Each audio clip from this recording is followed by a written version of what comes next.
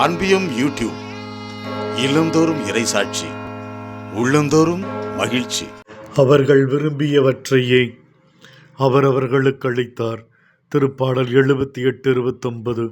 உம் மக்களின் விருப்பங்களை நன்கு அறிந்த தெய்வமே, உம் குழந்தைகள் என்ன விரும்பினாலும் அந்த விருப்பம் அவர்களுக்கு ஏற்றதாய் உள்ளதான், அவர்கள் வாழ்வுக்கு பயனுள்ளதாய் இருக்கிறதா என்று நீர் அறிந்து வழங்குகிறீர். உணவு விருப்பமா, இறைச்சி விருப்பமா, தாகம் எடுக்கிறதா, செங்கடல் முன்னால் இருக்கிறதா, இந்த நோயிலிருந்து விடுபட வேண்டுமா, இந்த பாவக்கட்டுக்கள் சாவக்கட்டுக்கள் விடுதலை பெற வேண்டுமா, எப்படிப்பட்ட பயத்திலிருந்து விடுவிக்க வேண்டும், என்னென்ன நன்மைகளை இவர்களுக்கு தேவைப்படுகிறது, நம்பிக்கையை, விசுவாச ஆழத்தை நான் இன்னும் எந்த அளவிற்கு கொடுக்க வேண்டும். உம் மக்களின் மீது நீரென்றும் கருத்தாய் இருக்கிறீர் ஆண்டவரே. அவர்களின் விருப்பத்திற்கு முதலிடம் கொடுத்து ஆசீர்வதிக்கிறீர் தெய்வமே.